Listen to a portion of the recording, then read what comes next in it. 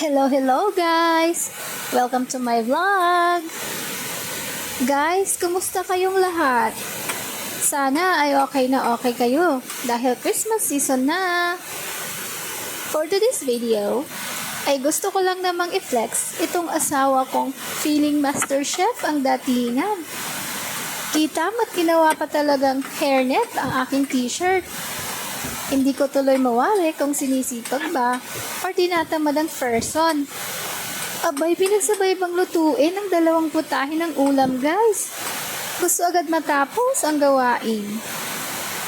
Pero kahit ano pa man yan, ay masaya pa rin ako dahil to the effort siya sa pagluluto ng aming hapunan. Dagdag pugi points din yan, no?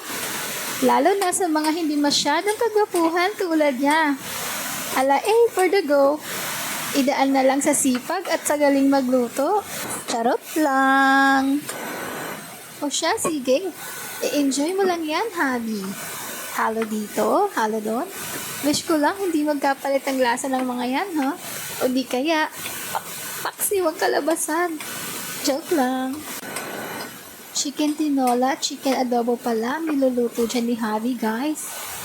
Inatin niya lang sa 2 ang 1 kilo para hanggang bukas may pang-ulam na kami. You know, tipid-tipid din pag may time. Alam ko makaka-relate kayo sa akin sa mahal ng mga bilihin ngayon. Real talk lang guys. Kahit parehong may trabaho ang mag-asawa paminsan ay umaaray din sa mga gastusin. O siya, kung saan-saan na napunta ang aking litanya guys sa dami ng sinabi ko. Gutom na kasi ako. Hanggang ngayon ay hindi pa rin tapos si Habi. I know marami na rin siyang gutom dahil mabango ang aroma ng niluluto niya. Siguro naman, bago magmukhang liwayway ay makakapag-dinner din kami.